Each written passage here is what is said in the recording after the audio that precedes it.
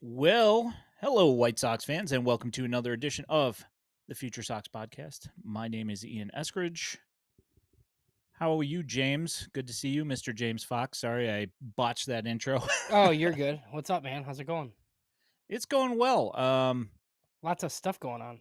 Yeah, so much stuff.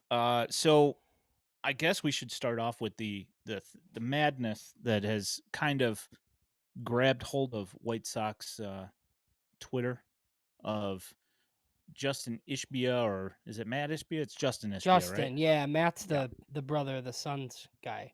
And it's Matt with one T. One T. Yes. 1T and billions of dollars. That's true. Yes. So uh, there has been an agreement made to pass ownership over to Justin Ishbia. But there are some qualifications for that. Do you want to go ahead and run through that? Yeah. Sure. I'd almost like to we're gonna have Jeff Ellis on at some point to talk draft, our Guardians friend. So like Cleveland did something similar. So I'm actually like gonna reach out to him to see if Cleveland fans like are like, hey, this is what is it, David Glazer like paid for while like it's like David Glazer and the Dolan, like it was the same type of thing where it's like, oh yeah, you can have the team in 5 years, sorts of thing. So I mean, look, I think we kind of talked about this a lot when the original reporting came out. I think Dan Hayes and John Greenberg nailed this pretty much, right? Like, I think we don't know exactly what Justin Ishbia is going to be doing. Like, he's going to be putting money into the team for the next 2 years, which my guess is and has always been he's going to help him build a stadium.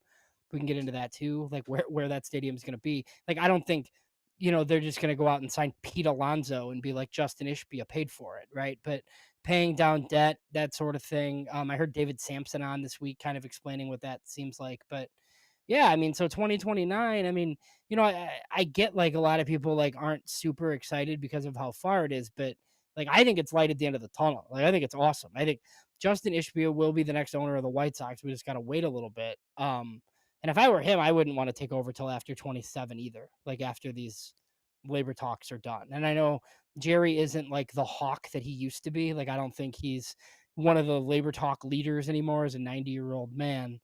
But I think I would still let him handle that. So I think like eh, the thing that's the most interesting, I think, is just what it mean like what is Justin Ishbia doing like now, right? He's not like sitting next to Jerry Reinsdorf, at owners meetings and stuff like that. Like he's a limited partner, but he's the next owner. So the part that fascinates me is like what he's paying for and how much like soon. My one thing that gives me pause about this whole thing is the caveat that if it doesn't happen, that he can force the sale in 2034. My God, that's so that's like yeah. Like I mean, Jerry will then you're be looking at 9 years from now. yeah, I mean, to me 2029 makes sense because that's when his cushy stadium deal's done. Like the lease on the stadium is done at that point. Like that's like a clean break to me, I think. I think Jerry would like to hope that Chris Getz in his front office could get back competitive in an AL Central and you could get decent to good, build a new stadium, and then ride off into the sunsets. I mean, look, Jerry might be dead 5 years from now. I don't know. Like, we're not going to get into that, but like, we don't know. He's 90. Like, and so David Sampson did say that this week too.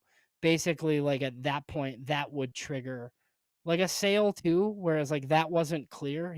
They said that he wouldn't get the team until 2029. Yeah, so But I that think if actually brings me to this question. something happens in 2027, like it sounds like the kids at that point would just sell it to Ishbia.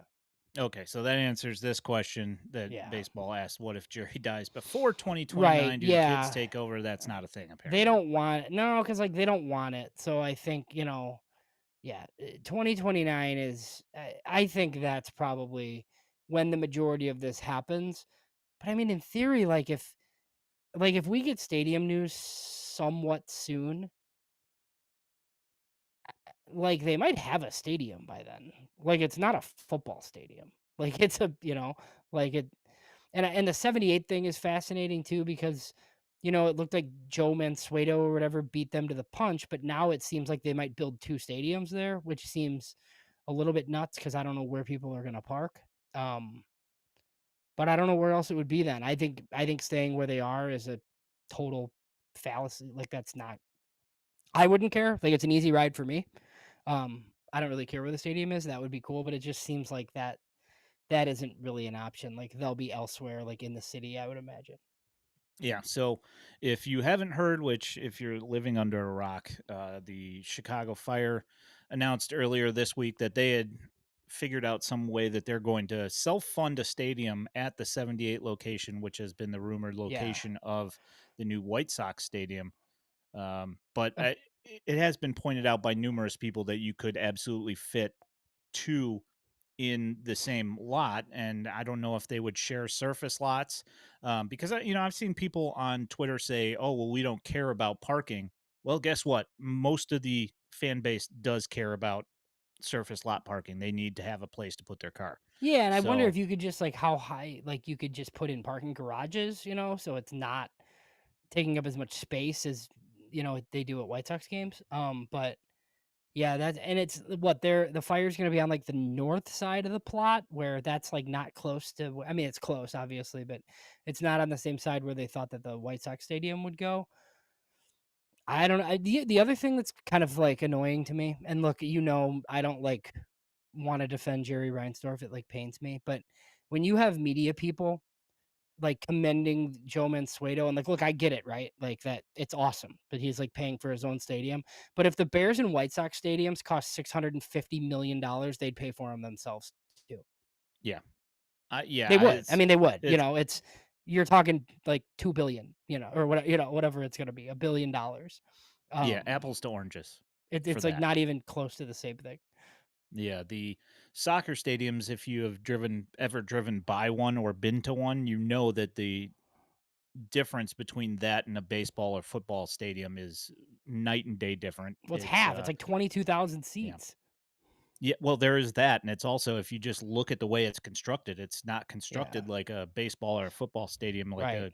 it's, surface areas around with, concessions most of the time. It's not, concourses built in and all that stuff, That so seems like it's just smart here though. Like the Fire could probably sell out 20K, right? Like,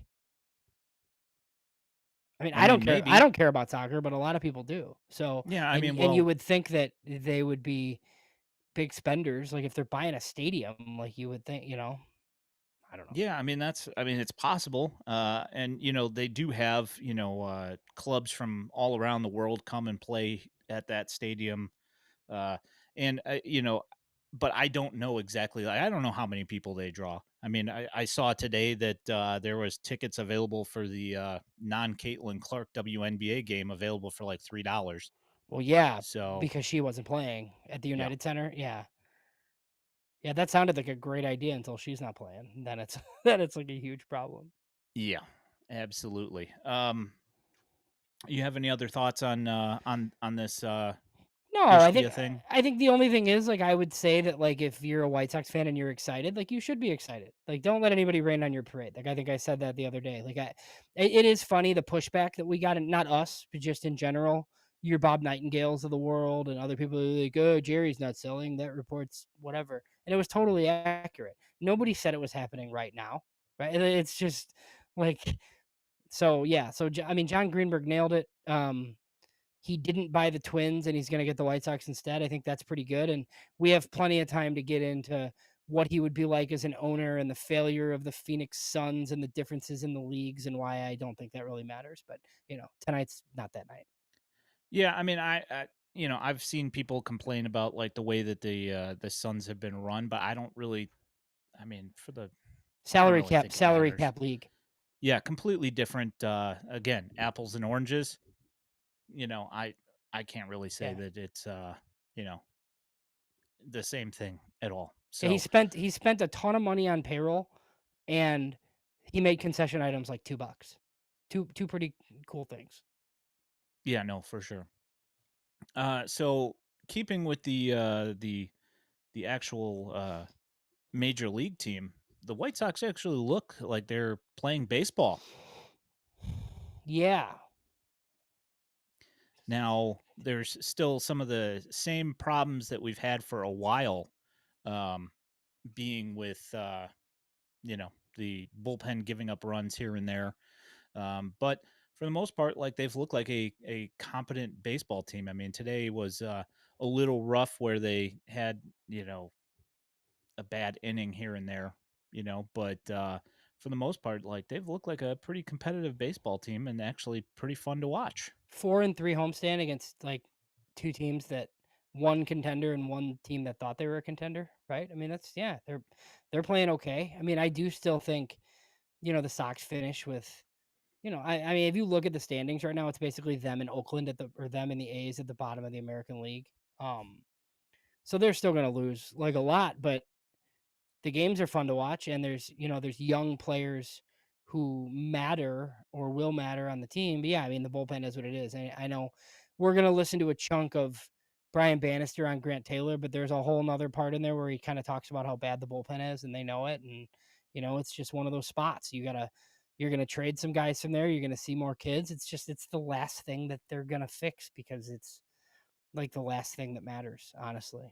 Yeah, I didn't take the full interview because I didn't want to sit there and Yeah, look at the no. screen for 5 minutes. Yeah, that's fine. But yeah, the Grant Taylor stuff will be in there for sure. Bannister, it's Uh, funny, like, when you have, like, so Spiegel and Holmes, and obviously Lawrence Holmes is, like, a Sox fan, I think, again, I don't know, but he was for a long time, whatever. When it's just, like, guys like Brian Bannister and Ryan Fuller on, and it's like, "Oh my god, these are, like, the smartest people the White Sox have ever hired," and who knows, right? But they just, like, come off that way. It's, like, not old White Soxy. Like, they're, like, talking about all these modern things, you're like, "Oh, this is different." it is nice to hear them talking about actually developing guys and the way that they're working on it, and like actually talking about like statistical numbers and analysis that actually matters, even in the interview. So that's pretty awesome. Um, So he what is it? Baseball toss. He's asked me twice now about Forrest Whitley. So I quote tweeted like that he was DFA'd and put future White Sox. Like I was just being an idiot. But like I wouldn't be surprised. I mean the Sox are number one on the waiver priority. So I don't know what Brian Bannister thinks of him. Forrest Whitley's 27 now. He was a first round pick years ago out of high school, and he's been pretty bad, but he's still got pretty good stuff. If they like him, I think they'll claim him because they make roster moves like every other day. Um, I just don't know what they feel about him. I don't if he gets extension on his pitches, then they'll probably pick him up. I don't have any of that data in front of me. well, so the White Sox picked up what was his name? Not Patrick. Tyler Alexander? There you Oh, no, go. no. No, no, Well, they no, got him no. today. Before that, Ryan Cusick.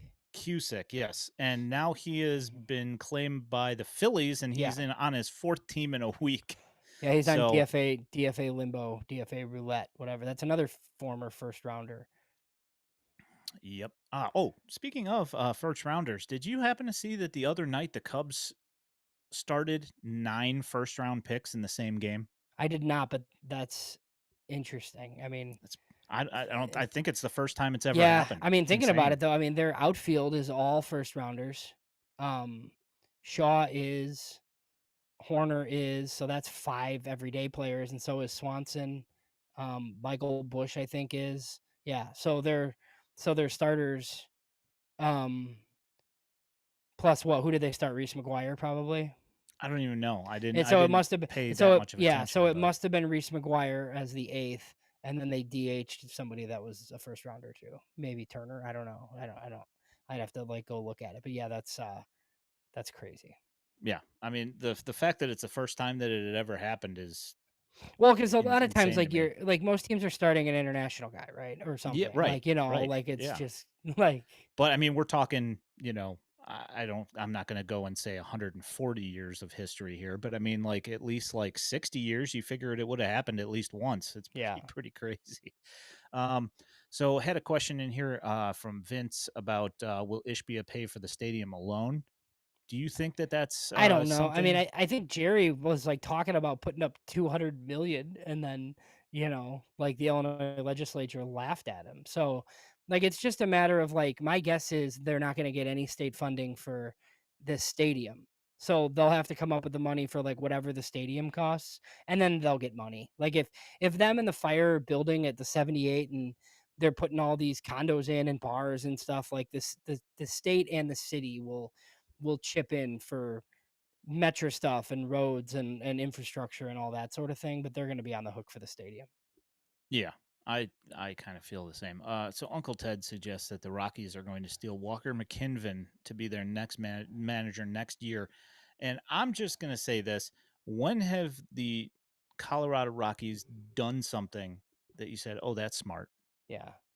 I mean, Yeah, I mean, not very often. So this would be a pretty much a first, I think, in the last 20 years or so. So I'm not gonna buy that. Um, So, actually, there's another thing brought up here in chat about Corey Lee. Corey Lee got sent to AAA, and he hasn't played yet. And somebody asked me on Twitter if I knew what was going on with Corey Lee and why he hasn't started. I have no idea, but that does bring up an interesting question. What are they going to keep Corey Lee in Charlotte, or do you think that they're going to deal him for something? yeah, I mean, I think he probably gets traded ultimately, but like I don't think he's just gonna get traded for whatever now. I think they'd like him to go down and play well. I know there are people that do not like throwing to him. Um and I think he's good. I mean, he's fine offensively. I think we've said it as an offensive minded backup, like Corey Lee's a big leaguer. But he's just not this front office's priority, obviously, because they have Kyle Teel and Caro. So, I mean, does it hurt his trade value making him play in Charlotte? Maybe, but like lots of teams don't have catching, so like it kind of is what it is. I feel like. Yeah. So tying that in, Kyle Teel was called up this week. Uh, both I was quoted on CHGO talking about how he wasn't going to be called up probably Oh, dude, until I late was late in the year. yeah, I was way wrong, and some of it was informed. Like I talked to guys like Jim Callis and Scott Merkin. They thought like September. So like I'll own that. That's fine. They didn't do what I thought they were gonna do. Like Yeah. whatever. Yeah, I immediately responded to the video and said, "Hey, sometimes you're right, sometimes you are wrong." And this is definitely the latter there. Well, Um, because the thing is with that, sorry, like they wanted him down because they didn't like they thought he needed more work defensively. So if you need more work defensively, you shouldn't be able to force the issue because of your offense. But you know, whatever. he's 3 for 8, hitting 375 with an 875 OPS in the majors. I mean, granted, very, very small sample size. I think it's what, two He's games played he's three, I played in. think. No, I think he played Three. three. Yeah, Yeah, he only had two at bats. That's what it yeah. was. He only had two at bats in two of those games. So, but I mean, he's looked absolutely incredible in Charlotte over the last month. So I guess that makes sense that why he did get called up. But I mean, I was very surprised. I'll just say that. So, um, I mean, I wasn't like upset about it. Like I think no, people were coming at me like, "Ah, you were wrong, loser." I'm like, "Okay, well, I still get to watch Kyle Teal play. Like it's fine." Like you know, people just want to be salty. That's all that boils down to, is you that they were just want to wrong. I'm point. like, I'm Yeah, always wrong. Like what? yeah. Who Like what? cares? um, all right. So, do you have anything with the major league team that you want to bring up here right quick before I move to this Bannister audio? I just think it's interesting, like that they have guys that are worth follow. I mean, look, I've liked Chase Mydroth as like a third piece, and it's early, but like, he's pretty good. Like I didn't expect him to be like this good. I just kind of thought like I was a little bit skeptical of the profile just because I didn't know that he would impact the baseball enough, but it like hasn't seemed to matter because he's just on base all the time. So, if that's your 9 hitting regular on a good team, or even if he's up at the top sometimes, yeah, I mean, looks like a pretty good third piece in a deal, obviously. And then one thing about Mike Talkman, I know we talked a lot about him last week. I'm curious to see just what they do with him because like rental bats don't really go for very much. And they should trade him if they can get something, right? But if they can't, like I think the arbitration thing is interesting. Like you could just keep him and he could be on your team next year when you're theoretically hoping to be a little bit better and he seems like he's helping some of the other guys and he's a solid left-handed bat. So it's a little bit unorthodox that he has like another arb year remaining. So they could technically keep him if they wanted to. Yeah, I wouldn't be mad if he stuck around. He at least puts together professional at bats, and as long as he can stay healthy, he's worth having around. I mean, you don't really expect to win, but No. it's always good to have professional players in the dugout. You would think a contender would want him though. Like he's pretty helpful. Like he's like a very useful guy. Yeah, he gets on base, and when you're going down the stretch and trying to get into the playoffs, it makes sense to have a guy that you can bring off the bench that can provide you with decent at bats and can occasionally mash. Yeah, and then some of the pitching, like obviously, like they're just churning all year. Tyler Alexander is here to pitch out of the bullpen, and Owen White is in the majors because they got some pitching injuries. But I mean, some of these guys, man, they just keep chugging along. Like Shane Smith has been a revelation, and then obviously like a guy like Mike Vassell, like not super sexy stats, but just that dude's solid. I mean, that's like a really good pickup, and obviously, we keep talking about Bannister and how we're gonna like hear him in a minute, but I mean, like if you can get a Eric Fetty and or a Shane Smith every year, like yeah, that's not too bad. Obviously, it's like only 2 years so far, but if this is the power of like kind of what their pitching department can do, like hey, we can get a scrap heap guy to be like a fringe all star.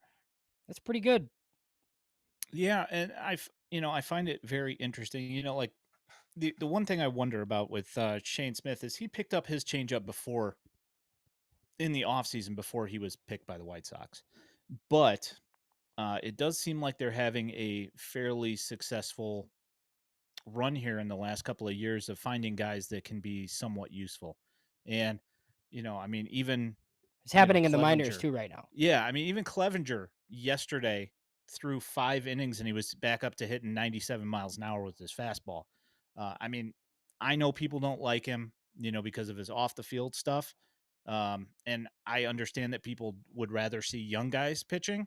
But I mean, in the grand scheme of things, you still need like a dozen pitchers at minimum to finish through a year. So you're going to have spot starts here and there that guys are just going to have to make. Yeah. I mean, even in the minors, like Jake Palish right now is kind of like an undrafted afterthought type, and now it's like, oh, pretty good. Like Umberger was undrafted and like out of nowhere pitching in what he was like in the was he in like the Frontier League, Yeah, it was in the I think he the was in the draft league, draft the league. draft I think league. he was Yeah, like on the woodcutters or something yeah, like yeah, that. yeah, yeah. Yeah, it's And I look, mean they've he's at low A, right? But yeah. it's still like that gets you through a minor league season. Like you get guys like this. Yeah, and if it gives all your guys in the minor leagues, if it gives them a chance to be on a winning ball club, I think that helps develop them as they're coming up through the minors, saying, "Hey, this is what it feels like to be in the playoff hunt all the time." And that's ultimately, I think what you want when you're trying to develop these guys. Yeah, yeah. I think it's been interesting. I mean, there's a ton of pitching injuries and they're kind of making do with what they have, and then like all the pitchers are going to come back next year, and then we'll see. We'll kind of see like how it all shakes out. But I mean, you look at the starters for today. and- like if we would have said like, oh yeah, this was a Sunday in July or a Sunday in June 2 months ago, and these were the starters, we would have been like, what the heck happened? Like, Yeah, absolutely. I mean, I think that like next year is going to be super interesting because you're going to have a bunch of these guys coming back. That's gonna be a crowded pitching room. We're gonna have to see how this whole thing shakes out, but it's definitely gonna it's not going to lack drama. That's for sure. well, that's why I think they're gonna draft a lot of bats. I mean, we said that last year too. Well, they did though. They took I one mean, I pitcher and a bunch guess. of bats. Yeah. Yeah. I mean, they still drafted a bunch of relievers and everything. So, I Relievers. mean, Yeah, relievers. there is that. But, um, all right. Well, let's see. Doug brings up Drew Baker being more interesting than I thought he would be. I mean, he's got some hits. I mean, it's the first week, so it's small sample size. I mean, he is an OBP guy. Works through he works his at bats really well, and surprisingly, I think the first or second base he stole all year was with the Knights the other night, and I think he had another one today. So they're like actually like putting a focus on trying to steal bases there in Charlotte. And if you haven't noticed by looking at our X account at FutureSox, there have been a lot of home runs in Charlotte. So that's actually been a fantastic development because we're used to seeing guys that you think are going to hit home runs that go to Charlotte and they don't hit home runs. So I like seeing guys that do hit home runs. Yes. Let's And see. Brooks Baldwin going on tears. Kevin asks, who on this show said the Sox shouldn't draft Jack Keggs? I think both of us. Your Yeah. answer is both of us. Yeah. And you know what? That's fine. We were worried about his chase rate, which, from the SEC to Major League Baseball should have made a pretty big difference, but turns out he's pretty stinking good. It happens. I mean, Yeah, this I is mean, why we'll there are see. When we'll see how good he is. Like, yeah. it's a lot of, I mean, you that's know, how Andrew Vaughn ends up getting drafted super early in the draft, and we happened to draft Andrew Vaughn. Well, guess what? He didn't turn out to be right about. He didn't. Everybody didn't. End up being right about how ready he was to hit. So, yeah. Yeah, I think hooray! Cags might be awesome, but they were not in the position to take a first baseman. I mean, even if they didn't take Hagen Smith, I would have taken Connor Griffin. So just Yeah, I think that would have been more likely. keep taking up the middle players that your owner will never pay for. Yep. So James asks, is Shane Murphy in the conversation for next year? I don't know. I mean, it's possible. He's shown that he can pitch literally everywhere in the minor leagues, so I don't see why he wouldn't at least get a shot to be a long relief guy, if anything. I mean, I don't think it hurts to have too many arms. So I don't know. We'll see. Yeah, he's in the mix. They got a whole big pile of dudes. Yes, indeed. All right. Well, I'm going to go ahead and bring up this Grant Taylor thing so we can move along that conversation because we're about halfway through the show, so we might as well do that now and allow ourselves some time to talk about that afterwards. So here we go. This is Brian Bannister hopped on 670 The Score this week and talked with Lawrence Holmes and Matt Spiegel, and this is one of their things that they're talking specifically about Grant Taylor because somebody texted asking a question about Grant Taylor, and that ended up getting asked. So here is an answer because a lot of people on here that are in the chat would like to know, and I thought that there were some intriguing answers to it. So here we go. There's a lot of thought that goes into these decisions. I've seen the obvious reactions from the fan base, social media, the media, and they're all valid. The interesting thing about Grant is when you look at how he pitches and his characteristics, he's very similar to a Tyler Glasnow. He's very similar to a Clase, to a Kenley Jansen, to I don't compare people to Mariano, but he has that kind of flexibility. Mariano's in his own category, but when you look at the guys in this category, how they're most effective, the types of injuries they tend to have, how they're used the best.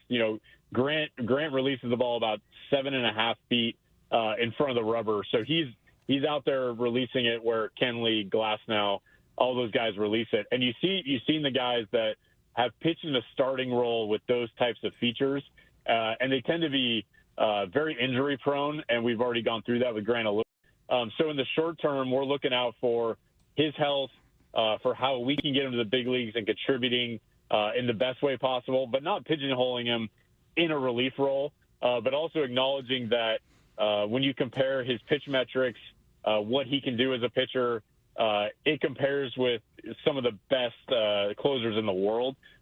So, short term, he definitely has that kind of upside. And then people, want to compare him to Skeens, et cetera, that have those types of velocities. We are totally open to him continuing to pitch in a starting role.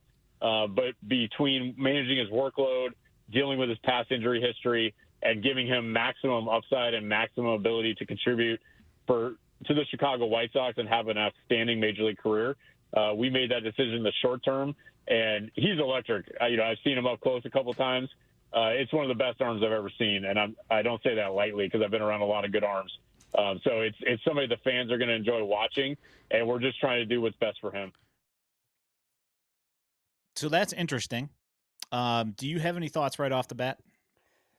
Yeah, I mean, at least it's a plan. Like it really doesn't seem like, hey, we saw this guy throw, we think he's a really, like, my fear was that they were like jumping the gun on him starting. And I think what's more likely and what it seems like is, look, they know how long it's going to take for him to be like a 150 inning a year starting pitcher at this point, and they think his arm is too good to do that. So they're going to expedite him in this relief role.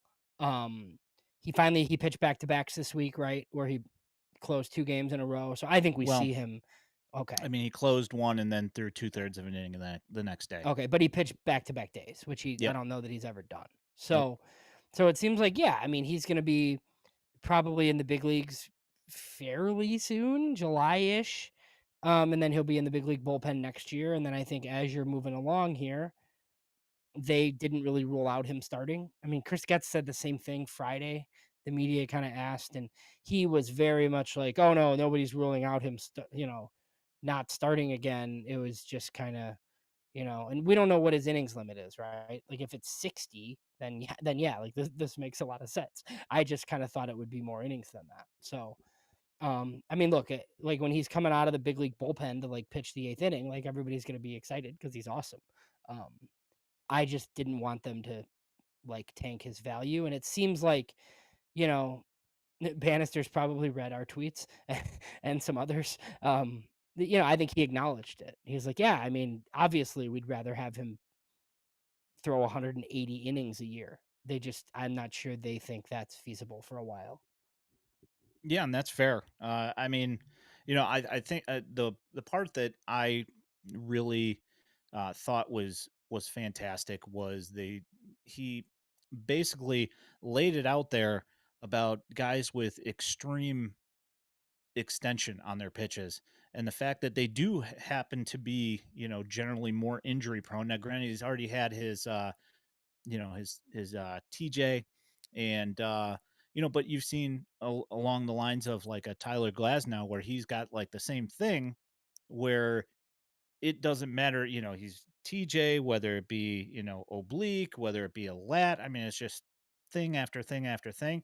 So if that is indeed the reasoning behind this whole thing, at least I kind of understand that, and I think that I speak for most people that thought it was an awful idea right out of the gate. We just wanted an explanation as to why you would take a guy with such an explosive arm and immediately move him to relief when he seemed to be doing just fine.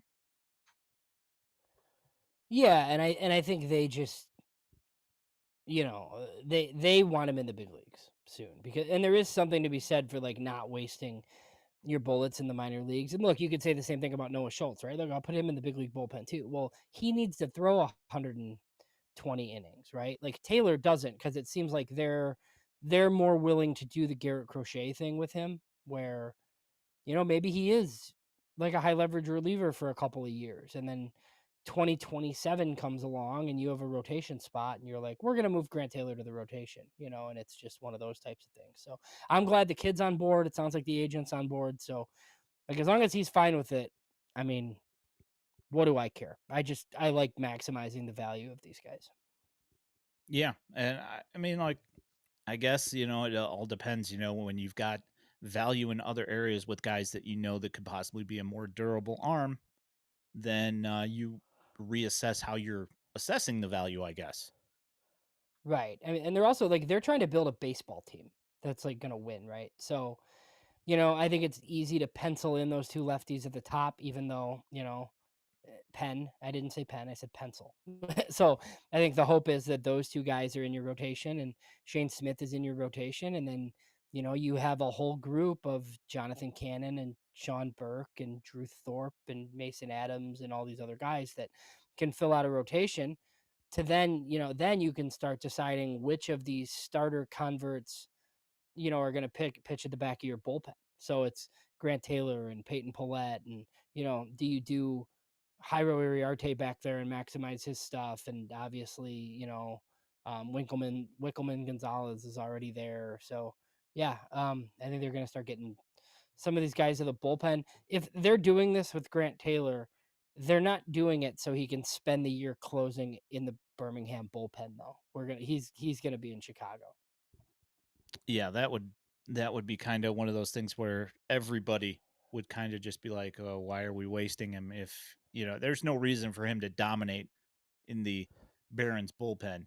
And Right. as we've heard about the baseballs in Charlotte and seeing some of Yeah, the don't even performances bother. Yeah.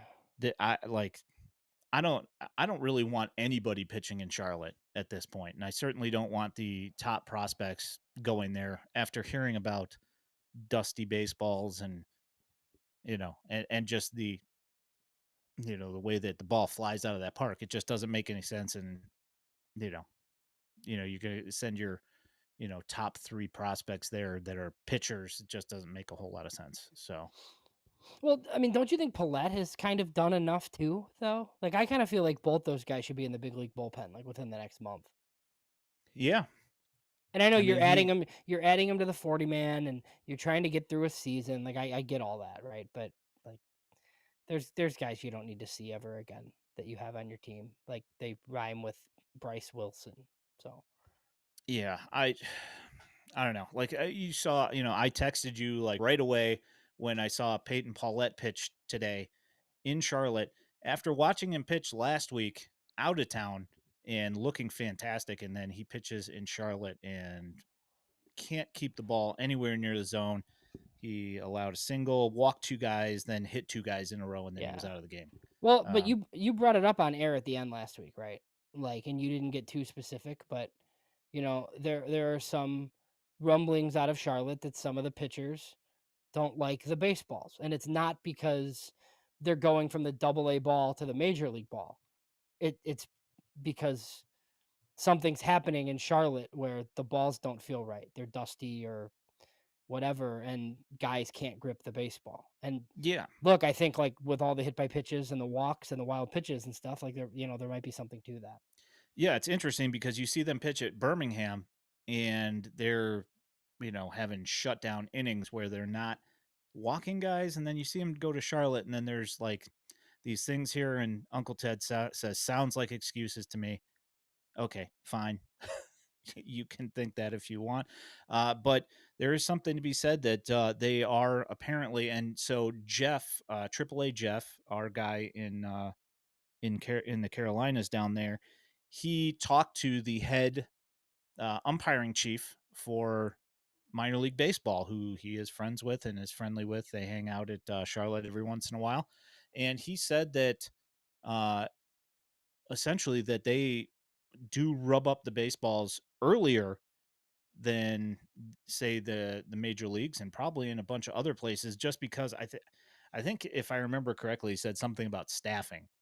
So if that's the issue that they're not rubbing up these baseballs an hour before game time like they're like everywhere else does, that they do it like 3 hours and they do it in huge batches, that's probably a problem because if they can't hold on to the baseball, it makes it difficult. Speaking of our guy Jeff, do you think he went down and nudged his way in between Tony La Russa and Dave Dombrowski last week? Probably a Just little scoot over, AAA Jeff sandwich, scoot over, fellas. And he gets right in between them. He's like, "So, we talking trade? What are we doing here?"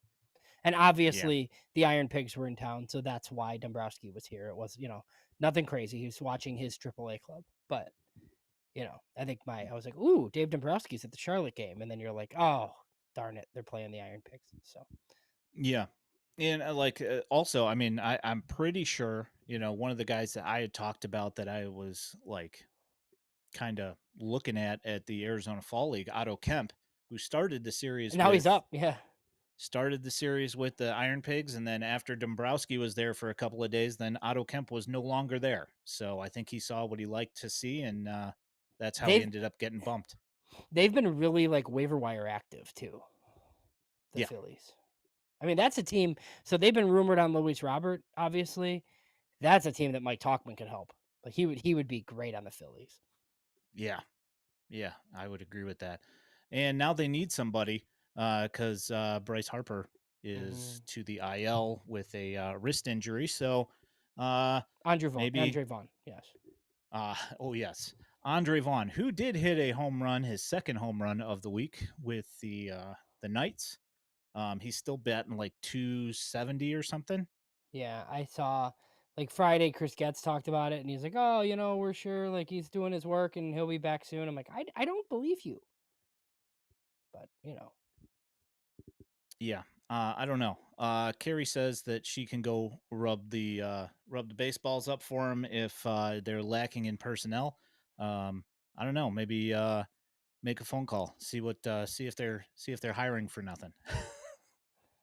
yeah, my um, God, yeah, that's something right there. Um, that would have been the job for Justin Jershly. Oh, sorry, that was mean. yeah. Hey, you know what? I don't know. Without Andre Vaughn in the major leagues, you haven't seen as many guys thrown out at home, so I that's know. good. Yeah, Seems like maybe that's just a bad combination between Jershly and Andre. You know? yeah, it does seem like it. And I just think the lineup is. I mean, even today, right? They're getting murdered, and they come back in the ninth. Like you're like showing some fight. Pretty good. Like I was, like Tim Elko struck out to end it, which stunk. I think Austin Slater freaking I mean, that ball was murdered, and they have like one of the best players in baseball on their team who just like takes it away.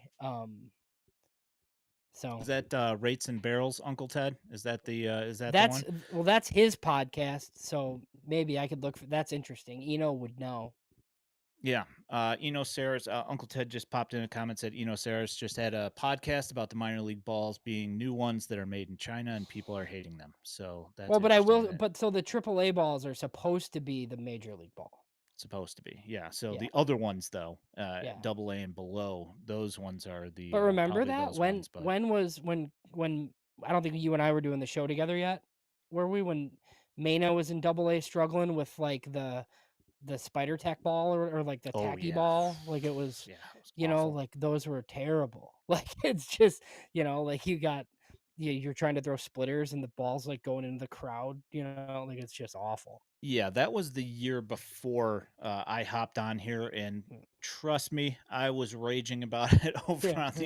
on the other podcast for sure. Yeah, no, it's So just the whole thing was so weird. They had like different rules in each league and different balls, and some didn't even wear uniforms. No, I don't know.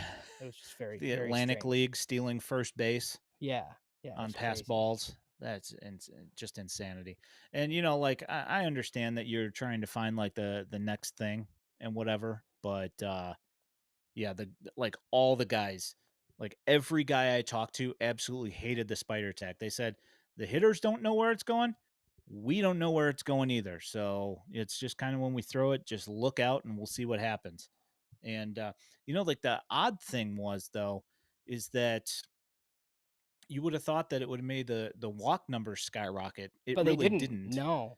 Yeah, I mean the offensive numbers kind of went up a little bit, but because nobody knew where anything was going, it just kind of was like a big nothing burger, except for the pitchers hated throwing it. So, Wild pitches, and I think guys' numbers suffered because they were afraid to throw their their breaking stuff. yep. And I did also, like the one thing that was interest that I found interesting as well is that when they implemented the ABS system, that the walk numbers in AAA skyrocketed. So everybody was looking at their guy and saying, "Oh, look at this guy who's an elite OBP guy."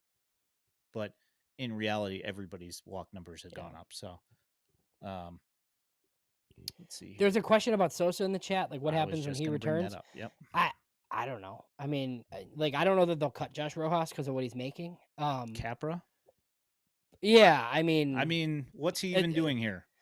I mean, can anybody other than Mydroth play short? Does it matter? Like, do you have to play Rojas there? Like, if Mydroth can't? So Brooks Baldwin, though. Yeah, You maybe know what I'm there. saying? I think so. I think they want to trade Robert and play Baldwin in center field.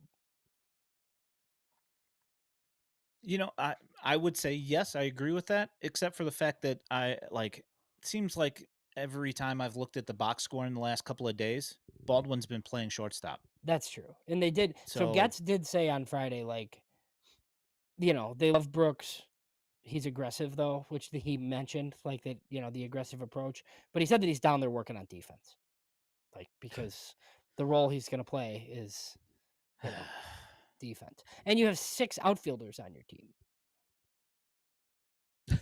right? I mean, I mean, you still have Josh Palacio. So I think your natural platoon that you had the idea of that looks like it actually makes some sense right now because Talkman's really pretty good and Slater is good against lefties.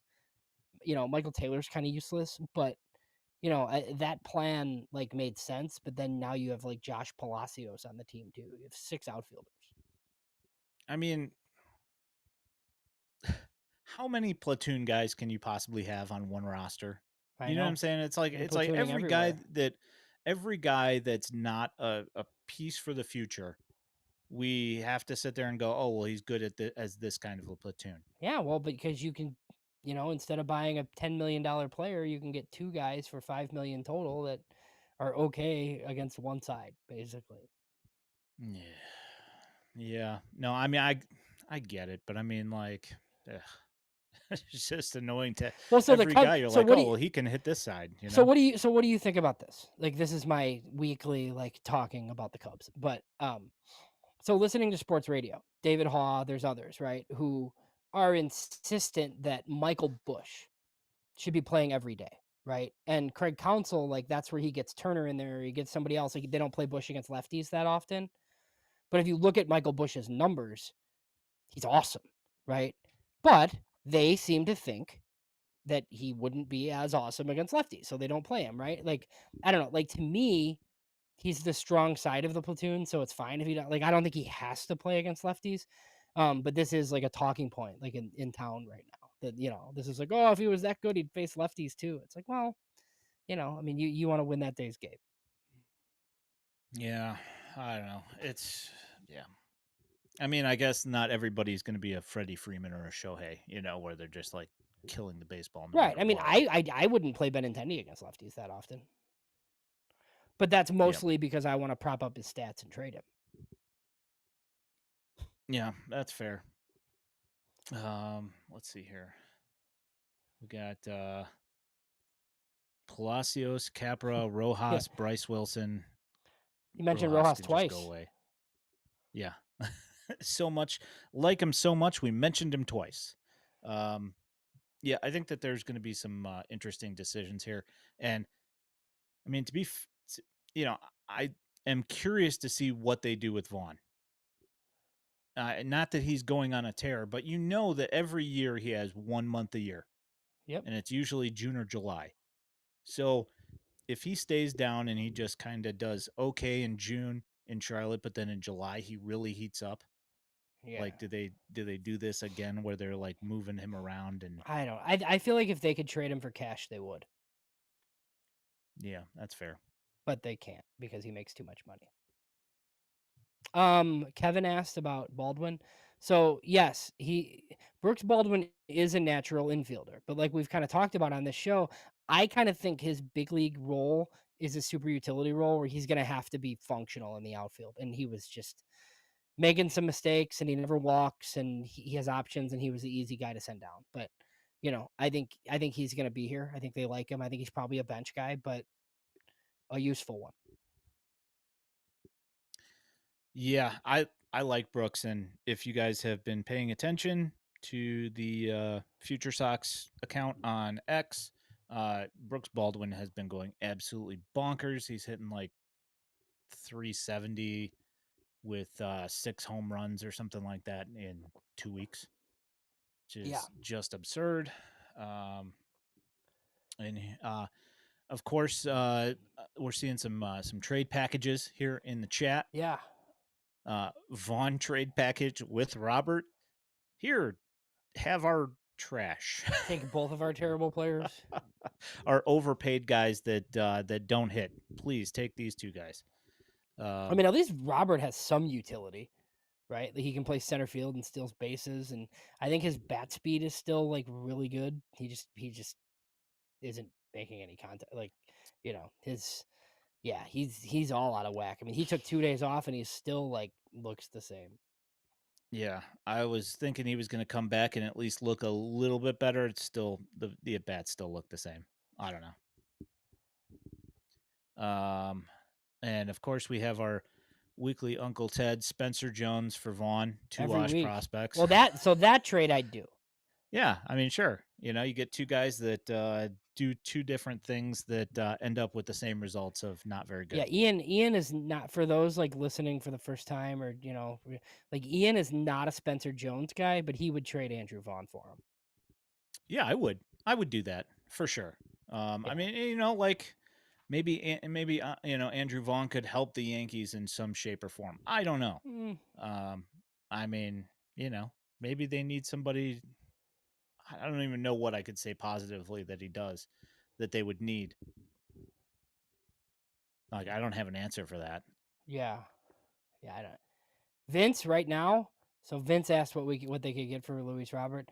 Oof. I mean, I think they're hoping to trade him at the very end of July and get like one piece that we all recognize.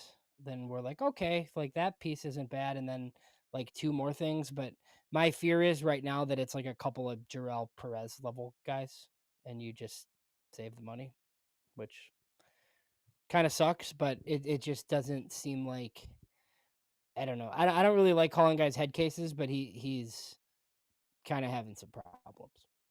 It's been a rough ride, that's for sure. Yeah, I mean, you get the Joral Perez Albertus trade for Robert. I'd be all for it at this point because you're not going to pick up the option with the numbers that you're getting, and you're not getting the production that you expect either. And as Kevin mentions, he says he's on the side of our Chuck, that if Robert is in a different lineup where he's the third guy, he's mashing. I don't know about third guy, think about that. fifth guy. Yes. Yeah.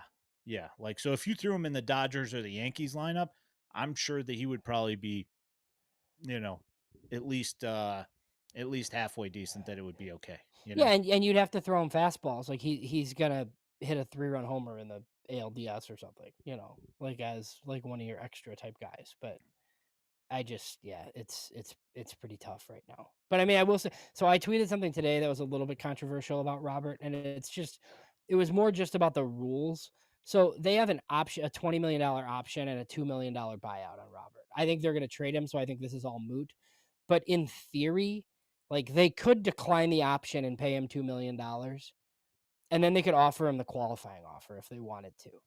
Now, if they thought that he would accept the qualifying offer, like I doubt they would do that, right? But if they knew that him and Boris were going to go to free agency and decline it anyway, then whatever deal he signs, like you get a pick at the end of the second round for him. So, there were a lot of people that on Twitter were like, well, why would a team give up I don't know that anybody would. I'm just saying like that's like an option for them. Like if they know that they're going to pay the $2 million buyout and they know that he's not going to take the QO, then I don't think it's that terribly crazy that you would offer it to him. But yeah, I think that's unlikely because I think they're probably going to trade him. Yeah, I'd agree with that. So let's see here. Question from baseball says, can Ishbia make free agent decisions and use his money this offseason? I don't know. I don't know. I mean, Bruce Levine kind of made it seem like he wouldn't be surprised if Ishbia like pumped money in and like the payroll went up because of it.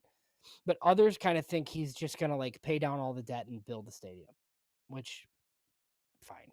Like, I mean, guys, they're not like, and this is another thing that I talked about on here. Like Andrew Benintendi and Luis Robert, like those are their only contracts, right? Like if they trade those guys, there's literally nothing on the books, and the way we're trending, not that they're ready to win, right?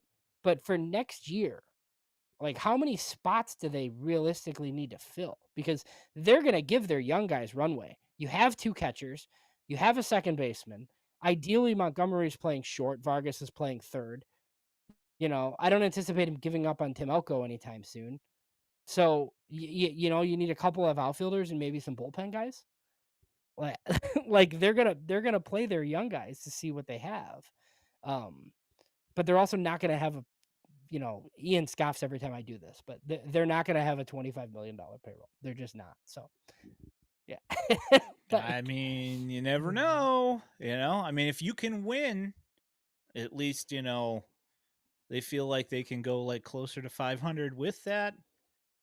With Jerry, who knows? Yeah. It's possible. Who's the Eric Fetty Shane Smith next year? That's what I'm curious about. Yeah, we will find out. That is for sure. I mean, it could be somebody like Evan McKendry who pitched for the Knights Day. It's not Evan McKendry, But it could be somebody like that. So just to highlight some of the performances this past week in the minors, Robert brings up Zavala and Woolco making adjustments. Zavala's been on a tear for the last couple of weeks, so we'll see. One thing that I did mention in a tweet earlier today in response to Zavala figuring things out, one thing I just wanted to point out, and I'm not saying that what he's doing, because it's been happening for 2 weeks, not just this week, is that the park that they were playing at is a park that left-handers just excel at because they have a shallow wall that is super tall. So would I look at these stats from this week and go, oh, he's figured it out, let's get ready to bump him? I would absolutely not say that, because I need to see that from him for at least another month before I even start thinking about that kind of thing. Yeah. Wilco's been having multi-hit games. He's starting to hit with more authority. He's going up the middle, which is A-okay by me. Colson Montgomery came back, got hit by a pitch. So now he's back out again after starting to look like he was figuring things out, which is OPS over 900 though before he got hit in the hand again. So he was trending in the right direction. And then the other Montgomery, 4 for 6 today, coming out of it, maybe. And I will say that the promising thing for me, because again, they're in Asheville, so there are no cameras, so we can't see any of these guys anything except for what was posted. There was a home run posted, a Zavala home run posted. That's literally the only video I've seen from Asheville for the entire week. His hits, quite a bit were to center field, which that to me suggests that he's staying closed a little bit more, because if he's hitting it to center field, that would be what he's doing, unless he's facing left-handed pitchers, which is possible, I suppose. Well, and you would think that into it. that the BABIP was going to normalize at some point too. So it was just not going to be 460 or whatever it was. Yeah, well, there is that as well. Jamie mentioned Albertus. Yes. So Yep. the international man of mystery, Alexander Albertus, finally played a game for a White Sox affiliate in the ACL. My guess is he stays there probably for a while, and then he's in Kannapolis in the second half. Yep. Who was cold this week? Caleb Bonnemer. He had 2 hits this week, so that was a rough week. I mean, which shouldn't really be. I mean, it's the law of averages. Guy's not going to hit 450. No. He's just not going to hit 450. So I mean, just right. He's bound to have a week here and there that are going to be a little bit lesser. Javier Mogollon seems pretty good though. He had a good week. He hit a home run today. Granted, the average has kind of dipped a little bit because he's coming back from injury, and it's one of those things he's got to work back into. But yeah, he did hit some nice line drives this week. He's looking pretty good. Pitching looked pretty good this week as a whole. I mean, Luis Reyes had the best outing of his career, his short career so far, which was awesome. Yeah, and Carey brings up that Caleb looked uncharacteristically uncomfortable at the plate. I felt like the Pelicans did a really good job of pitching in his kitchen and making him have a really hard time hitting inside pitching.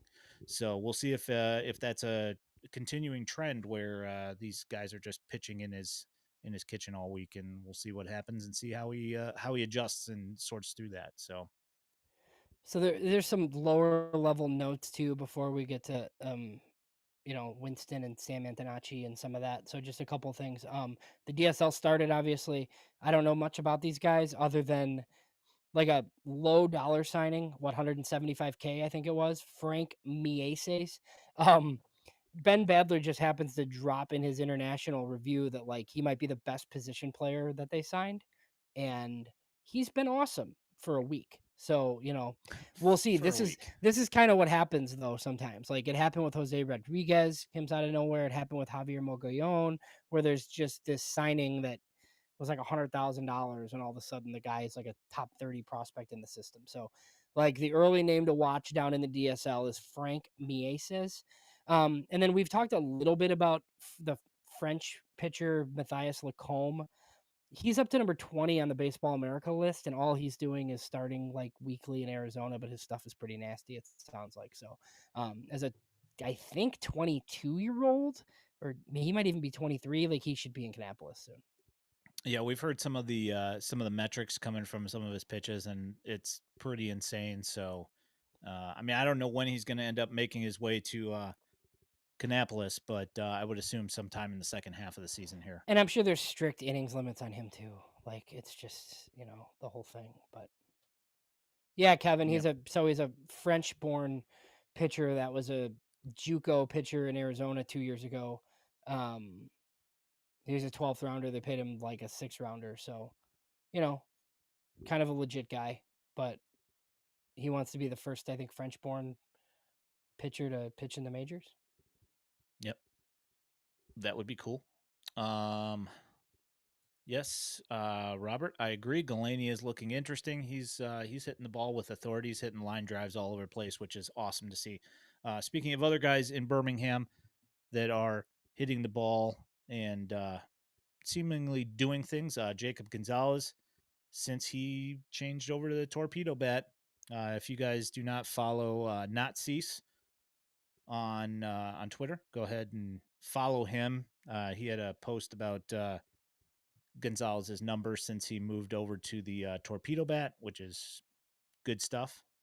I think he's got a 117 WRC plus overall in Birmingham, which is okay. So Yep. Let me see here. Yeah, Grant Umberger to the dash, carry S. I mean, that would only make sense. Because I mean, it looks like he's clearly overclassing these guys in A ball.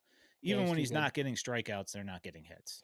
It kind of reminds me of Tommy Vale a little bit last year, Which where it's just in there's Double A, probably he's been great as well. yeah, and that's So the thing, you're always waiting for it, right? Like I kind of talked about this with Lucas Gordon, where I didn't really think Lucas Gordon was a prospect. I just think some of these like advanced lefties will carve like the low minors, and then you run into your roadblock somewhere. But there's the chance that they just do it all the way through the high minors and get an opportunity. yeah, it's entirely possible. I mean, we just have to keep on easing them up the ladder. They keep on shoving, keep on moving them along, and we'll see where they start to falter. I don't know. We didn't really get into Winston, but Sam Antonacci seems to have made a bit of a difference.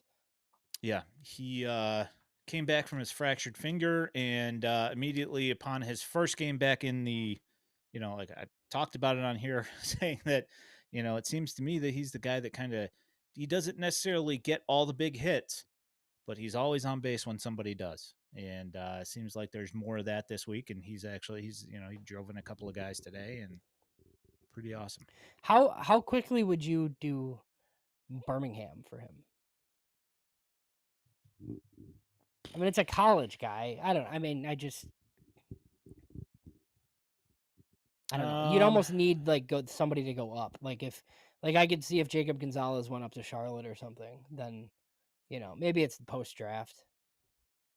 yeah, I mean, the thing is that if you, I mean, like, he's always hitting the baseball. He's always putting together professional at bats. And the thing is, he's not like the most flashy guy. It's not like I'm trying to think of like a good comp for him, like who I would say that he's kind of like. I guess Chase Mydroth would be like a Yeah. decent comp for him. I don't know that he's necessarily got that kind of ceiling, but I mean maybe he does. I don't know. Well, he's not as athletic as Baldwin. Yeah. He doesn't have as much power. But it's one of those things where he's like doing exactly what like the scouting report said he was gonna do. Like it's a limited ceiling, but like he's probably gonna get to like a high percentage outcome because he just like gets on base all the time and like hits. So I don't even know that he's a regular, but I also don't know that he needs to like play minor league baseball that long. Like because it's like it just doesn't. It's like not gonna be that hard for him. I feel like. Yeah. I mean, he's always on base, and like it just seems like his numbers will be pretty good no matter what. I don't. I My mean, it's draw's like I guess. a pretty good comp. Yeah. I mean, like I guess I guess I will agree. Like I'll reassess that comp after Double A. But I definitely want to see him in Double A when he gets to the higher velocity stuff and make sure that he can still hang with that. But if he does, it's just another one of those guys. Maybe it's just another one of those guys that's just I don't know, for better lack of a way to compare him is just say he's kind of like those mid 2000s Twins guys, you Yeah. know, not anything flashy, but gonna annoy every single pitcher he faces, you know. So let me see here. Anything else? Any word on McLean? No, I have Eh, not heard anything about him. he's not in the box score in Arizona either, so I don't think he's playing. Yeah, yeah. I I don't texted you know. about that the other day. I don't know what the injury is. Yeah, yeah. I did find out that Michael Turner fractured one of his fingers in 4 places hmm. and broke the fingernail off, and he came out of a game a couple days ago, and so he's gonna be sitting for a few weeks. Obviously, Yeah, being a catcher. who's catching there? Hackenberg Cal Harris, and Cal Harris. Hackenberg's in Charlotte. Yeah, So I with think Corey Lee. Yeah. it's Okay. Cal Harris and Colby Smelly maybe Mm-hmm. Yeah. in Double A. So Colby Ooh, Smelly, Nick Punto's not a bad comp for him. Nick Punto. Yes, the Piranhas. You got anything else this week that you are itching to get off your chest? I don't As believe so. I think over under on new additions to the team by next Sunday. Go 1.5. That's tough. Yeah, that sounds about right. They just have new players every day. There's like one of these White Sox transaction tweets like every day, like about like It's something. literally every Oh, day MLB trade rumors. we signed this player for the minimum and we put this guy on the 60-day DL to accommodate. Okay, cool. Yeah, it's like that one guy got picked up by the Phillies, and then we signed that other guy. Was it Tyler Tyler Anderson? Alec. Did you see Alexander? Merck's tweet about it today? So Merck No. said kudos to Tyler Alexander's Uber driver. He signed with the White Sox at noon today and took the 90-minute Uber from Milwaukee to the ballpark and pitched in the 4th inning. Yeah, I saw him pitch. That's insane. Yes. So he took an Uber from Milwaukee this morning after signing with the team and pitched on the same day. Yeah, and I retweeted. I forget who it was Chase Ford, the guy Yeah. that the He always signings breaks the guy. promotions and stuff. Yeah. Yeah, he tweeted something out earlier that they signed another guy as well, and I don't remember who it was, but I mean, it's just they just keep picking guys up, and I mean, if they can make it work, and I mean, if they turn some of these guys into some sort of a return, I'm all for it. Keep on doing it, and if you can piece yourself together a decent bullpen without burning 40-man spots, I guess I'm good with it. I don't know. Yeah. Yeah. All right, you good with me walking us out? All right. You have been watching / listening to the FutureSox podcast. If you are listening to this in podcast form, know that you can find us every Sunday night at 8 p.m. on YouTube and the Purple app.